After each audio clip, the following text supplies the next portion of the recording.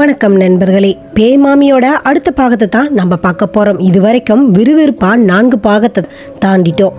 இப்போ 5வது பாகமான உயிரோடு இருக்கும் வீட்டை பற்றி தான் பார்க்க போகிறோம். இந்த வீடியோட ஆரம்பத்தில் செய்தி ஒன்று ஓடிக்கிட்டு இருக்கு. அந்த செய்தியை பார்த்துக்கிட்டு இருக்காங்க. அந்த செய்தியில் எதை பற்றி சொல்கிறாங்கன்றதை கேட்டிங்கன்னா, புதுக்கோட்டை மாவட்டத்தை சேர்ந்த முரளின்ற யூடியூபர் காணாமல் போயிட்டாங்க. அவர் பேய் மாமியோட வீட்டை ஆராய்ச்சி செய்யறதுக்காக போனதாகவும், அந்த போன இடத்துல அந்த நபர் இருந்ததுக்கான எந்த ஒரு அடையாளமும் இதுவரைக்கும் கிடைக்கல அப்படின்ற மாதிரியும் நியூஸ் ஓடிக்கிட்டு இருக்கிறத பார்க்குறாங்க. முரளியோட உறவினர்கள் அவரை தேடிக்கிட்டு இருக்கும் போது கடைசியா முரளி ஒரு கடைக்கு போனதா சிசிடிவி கேமரால ரெக்கார்டான ஒரே ஒரு பதிவு தான் அந்த இடத்துல இருந்ததாகவும் சொல்லப்படுது. அந்த ஒரே ஒரு சிசிடிவி கேமரா ரெக்கார்டை மட்டுமே வச்சு காவல்துறையை நாடி இருக்கிறாங்க முரளியோட பேரண்ட்ஸ். அவங்க கொடுத்த கம்ப்ளைண்ட்ல முரளிய வலை வீசி தேடிக்கிட்டு இருக்கிறாங்க போலீஸ். எந்த சேனலை திருப்பினாலும் முரளியோட கதையை கேள்விப்படுற முரளியோட நண்பர்கள் என்ன செய்யறாங்கன்னா, முரளியை நம்ம எப்படியாவது தேடி கண்டுபிடிச்சி கூட்டிட்டு வரணும் அப்படின்னு நினைக்கவும் செய்யறாங்க. ரொம்பவே பயந்து போற முரளியோட நண்பர்களான கார்த்திக்கும் அனிதாவும் எப்படியாவது அவனை கண்டுபிடிச்சி கூட்டிட்டு வந்துடணும் அப்படின்றது மட்டும் இல்லாம, பேய் மாமின்ற ஒரு வீடு உண்மையாவே இருக்கா இல்ல உள்ள வேற ஏதாவது அமானுஷம் நடக்குதா அப்படின்றத தெரிஞ்சுக்கணும் அப்படின்ற ஒரு ஆர்வத்துக்கும் போறாங்க. அது மட்டும் இல்லாம ஒரு சிலர் நண்பர்களையும் கூப்பிட்டும் பார்க்குறாங்க. வாடா போய் கூட்டிகிட்டு வந்துடலாம் நம்மளோட ஃப்ரெண்டை அப்படின்னு சொல்லிட்டு சொல்லவும் செய்கிறாங்க. ஆனால் ஒருத்தரும் அதுக்கு தயாராக இல்லை. யாரும் கூட வரலைனாலும் பரவாயில்லை, முரளியை நம்ம எப்படியாவது போய் கண்டுபிடிக்கணும் அப்படின்ற நோக்கத்தோட அந்த ஊருக்கு கிளம்பி போகிறாங்க. கார்த்திக்கும் அனிதாவும் போற அவங்களுக்கு உள்ளுக்குள்ள சின்ன பயம் இருந்தாலும், முரளி போன அதே கிராமத்துக்கு அனிதாவும் கார்த்திக்கும் போய் இறங்குறாங்க. கொஞ்ச தூரம் நடந்து போறாங்க. மீண்டும் அவங்க சந்திக்க இருக்கக்கூடிய நபர் யாருன்னு கேட்டிங்கன்னா, அந்த கிராமத்தோட ஊர் தலைவரை தான் பார்க்குறாங்க. அந்த பஞ்சாயத்து தலைவர்கிட்ட போய், என்னோட நண்பர் இந்த இடத்துல தான் வந்தார், பேய் மாமியோட வீடை தேடி வந்தார், அந்த வீடு எங்கே இருக்குது அப்படின்ற கேள்வியை கேட்குறாங்க. அதுக்கு அந்த பஞ்சாயத்து தலைவரும் சொல்கிறாரு, அந்த வீடு அங்கேதாம்மா இருக்குது அப்படின்னு வீட்டை காட்டவும் செய்கிறாரு. இதை நம்பி போகிறவங்க போகிற வரைக்கும் இல்லாத அந்த பயம் அந்த வீட்டோட முற்றத்துக்கு போயிருப்பாங்க. பயம் மூச்சுக்கே போகுது. ஏன்னா ஆள் நடமாட்டமே இல்லாத அந்த இடத்துல நிசப்தம் அதிகமாக இருந்திருக்கு. அது மட்டும் இல்லாமல் அந்த வீடு பார்க்கறதுக்கு ரொம்ப விசித்திரமாகவும் இடிஞ்சு போய் பாலடைஞ்சு போய் ஒரு பயங்கர கொடூரமான ஒரு அமைப்பில் இருந்திருக்கு. உள்ள போறவங்க எப்படி வேணாலும் உயிருக்கு ஆபத்து வரலாம் அப்படின்ற மாதிரி தான் அந்த வீட்டோட அமைப்பு இருந்திருக்கு. ஏன்னா எந்த நிமிஷம் வேணாலும் அந்த கட்டடம் இடிஞ்சு விழுந்துரும் அப்படின்ற நிலையில அந்த வீடு இருந்திருக்கு. அனிதாவும் கார்த்திக்கும் அந்த வீட்டோட கிட்ட போனவங்க வாசலை பார்க்குறாங்க. அந்த வாசல்ல ஒரு நபர் நடந்து போனதுக்கான கால் தடம் பதிக்கப்பட்டிருக்கு. இந்த கால் தடம் கட்டாயமா முரளியோட கால் தடமா தான் இருக்கும் அப்படின்றத ஆணித்தனமா நம்புற 2 பேரும் அந்த வீட்டோட கதவை தட்டுறாங்க. வீட்டுக்குள்ள யாரும் இல்லை. அதனால கதவு தானாவே திறக்கவும் ஆரம்பிக்குது. திறந்து உள்ள பார்க்குற அவங்க 2 பேருக்கும் மிகப்பெரிய ஷாக் ஒன்று காத்துக்கிட்டு இருக்கு. ஏன்னா யாருமே இல்லாத இடத்துல விளக்குகள் மட்டும் ஜொலிச்சுக்கிட்டு இருந்திருக்கு. யாரோ நாம வர்றதுக்கு முன்னாடி தான் விளக்கை ஏற்றி வச்ச மாதிரி அந்த ஒளிச்சுடர் பிரகாசமாய் இருந்திருக்கு. இதை கவனிக்கிற 2 பேரும் முரளிய பேர் சொல்லி கூப்பிடவும் ஆரம்பிக்கிறாங்க. முரளி, எங்கேயாவது ஒளிஞ்சுக்கிட்டு இருந்தீன்னா வெளியே வா அப்படின்னு 2 நண்பர்களும் கூப்பிடுறாங்க. இதை கேட்குற முரளி அவனுக்கு பேசணும்னு தோணுது, ஆனால் பேச முடியல. அந்த வீடு அவனை விழுங்கிருச்சு. இந்த சமயத்துல தான் முரளியோட கண்களுக்கு 2 நண்பர்கள் வந்திருக்கிறது தெரியுது. ஆனா அவங்களோட கண்களுக்கு முரளி தெரியவே இல்லை. அந்த மாதிரியான ஒரு தோற்றத்துல அந்த வீடு அமைக்கப்பட்டிருந்திருக்கு. அனிதாவும் கார்த்திக்கும் ஒவ்வொரு ரூமா தேடிக்கிட்டும் போறாங்க. முரளி ஏதாவது தகவலை விட்டுட்டு போயிருக்கானா அப்படின்றத பார்த்துக்கிட்டு போய்கிட்டே இருக்கிறாங்க. அந்த இடத்துல முரளி போட்டோவா தொங்கப்பட்டிருக்கிறான். போட்டோவை பார்த்த அவங்க 2 பேரும் பயத்தோட உச்சில திகச்சு போய் நின்றுக்கிட்டு இருக்கிறாங்க. அந்த சமயத்துல தான் ஒரு பொண்ணோட குரல் கேட்குது. அதுதான் மாமியின் குரல். அந்த மாமி என்ன சொல்றான்னா, இது விளையாட்டு இல்ல, இங்கதான் முரளி இருக்கான் அப்படின்றத பலத்த குரல்ல சொல்லவும் ஆரம்பிக்கிறா. அந்த சத்தத்தை கேட்டதும் ஒவ்வொரு அறையா திறந்து தேடவும் ஆரம்பிக்கிறாங்க முரளிய. அந்த இடத்துல ஒரு பழைய டேப் ரெக்கார்டு இருக்கிறதையும் பார்க்குறாங்க. அந்த அறைக்குள்ள போற அவங்க அந்த டேப் ரெக்கார்டில் அப்படி என்னதான் இருக்கு அப்படின்றத போட்டு பார்க்குறாங்க.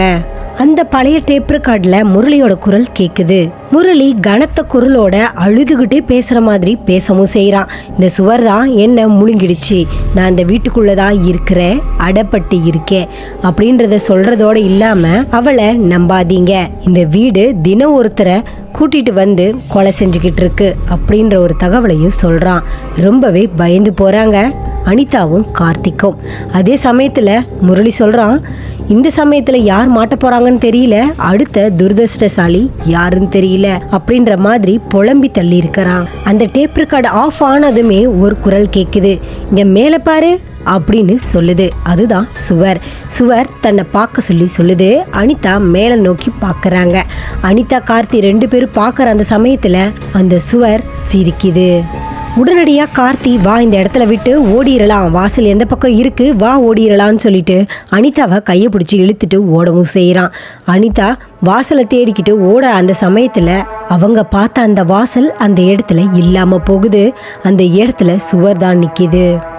இப்படிதான் முரளியை அந்த வீட்டுக்குள்ள மாட்டிக்கிட்டான். அதே மாதிரி தான் கார்த்திக்கும் அனிதாவும் அந்த வீட்டுக்குள்ள மாட்டிக்கிட்டாங்க. இப்போ அவர்கள் 2 பேத்தையுமே இந்த வீடு முழுங்கிடுச்சு. அனிதாவும் கார்த்திக்கும் முடிஞ்ச அளவுக்கு கத்துறாங்க. ஆனா அவங்க கத்துறது வெளியே யாருக்குமே காது கேட்காம இருக்கு. அந்த அளவுக்கு அமானுஷம் நிறைஞ்ச வீடா இருக்கு அந்த பேய் மாமியோட வீடு. இந்த சமயத்துல தான் முரளியை அவங்க 2 பேரும் பார்க்கவும் செய்கிறாங்க. முரளி அவங்க 2 பேர்த்தோட கண்ணுக்கு தெரியவும் செய்கிறான். இந்த சமயத்துல ஷாக்கார அவங்க 2 பேரும், என்ன நாங்கள் வீட்டுக்குள்ள மாட்டிக்கிட்டோமா அப்படின்ற கேள்வியை கேட்குறாங்க.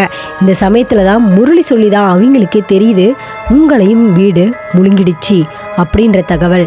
இதை கேட்டு ஷாக்கார அவங்க, அப்போ பேய் மாமியும் நம்ம கூட இருக்கிறாளா அப்படின்ற கேள்வியை கேட்குறான் கார்த்தி. அமைதியா இருந்த முரளி ஆமா அப்படின்ற மாதிரி தலையசைக்கிறான். முரளியை பார்த்து அவங்க மிகப்பெரிய ஆச்சரியத்தில் இருந்தாலும் நாம் இறந்து போயிட்டதா தானே நினச்சிக்கிட்டு இருக்கோம் இவ்வளோ நேரமா அப்படின்ற மாதிரி தோணியிருக்கு கார்த்திக்குக்கும் அனிதாவுக்கும்.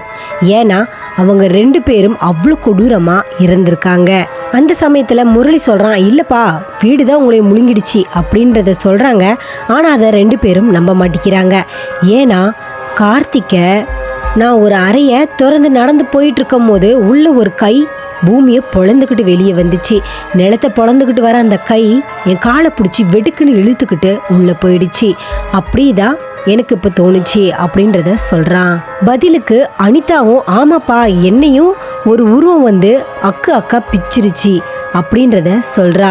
இவ ரொம்ப கொடூரமாக 2 பேரும் இறந்ததை முரளி பார்க்கவும் செய்கிறான். பார்க்கறது மட்டும் இல்லாமல் அவன் தனக்குத்தானே ஒரு கேள்வியும் கேட்டுக்கிறான், நமக்கும் இப்படி தானே ஒரு சம்பவம் தோணுச்சு அப்படின்றத யோசிச்சு பார்க்குறான்.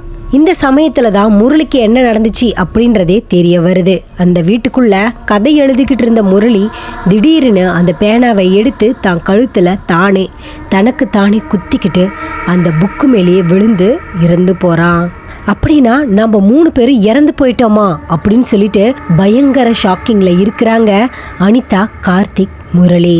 அந்த சமயத்துல தான் பேய் மாமி சத்தம் போட்டு சிரிக்கவும் ஆரம்பிக்கிறா. ஏன்னா அவங்க 3 பேரு இறந்ததா நினைச்சுக்கிட்டு இருக்கிறாங்க. அந்த மாதிரி குழப்பத்தை ஏற்படுத்தினதே இந்த வீடு தான் அப்படின்றது அவங்களுக்கு தெரியாம இருந்திருக்கு.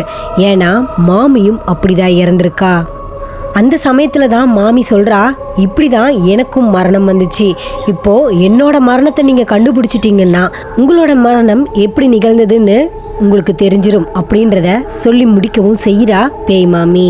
இந்த இடத்துல முரளிக்கு இன்னொரு கேள்வியும் வருது. இந்த மாதிரியான அமானுஷம் நமக்கு நடக்குதுன்னா உனக்கும் நடந்திருக்கு அப்படின்னா உனக்கும் சேர்த்து யாரோ ஏதோ செஞ்சிருக்காங்க அப்படின்றத யோசிச்சு சரியான பதில ஓரளவுக்கு சொல்லவும் செய்யறான். பேய் மாமி திடுக்கிட்டு போறா. ஏன்னா ஓரளவுக்கு கதைய முடிக்க போறானே அப்படின்ற ஒரு ஆச்சரியத்துக்கு போறா. அந்த சமயத்துலதான் பேய் மாமி சொல்றா, சபாஷ் முரளி, ஓரளவுக்கு கதையை முடிக்க பார்த்துட்ட அப்படின்றத சொல்லிட்டு மட்டும் இல்லாமல், அப்படி நம்மளை இந்த மாதிரி மாய வலையில விளைய வச்ச அந்த நபர்கள் யாருன்றத கண்டுபிடி, அவங்கள நான் பழி தீர்த்தே தீரணும் அப்படின்றத சொல்லவும் செய்கிறா. இப்போ அந்த வீடு 3 பேத்த மட்டும் கிடையாது, 4 பேரை கொலை பண்ணியிருக்கு.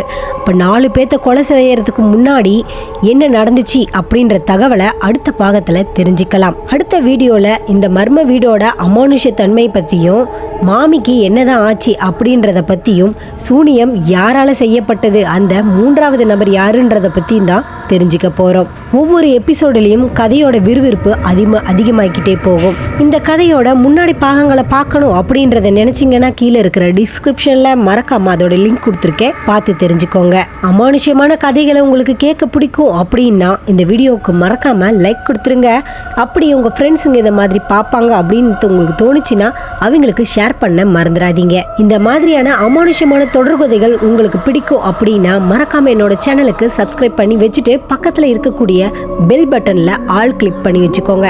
அப்போதான் நான் போடக்கூடிய ஒவ்வொரு வீடியோக்கான நோட்டிஃபிகேஷன் உங்களுக்கு இம்மிடியேட்டாக வரும். இத்துடன் உங்களிடம் இருந்து விடைபெறுவது உங்களில் நான் டி கோட்ஸின் தமிழ் வாய்ஸ்.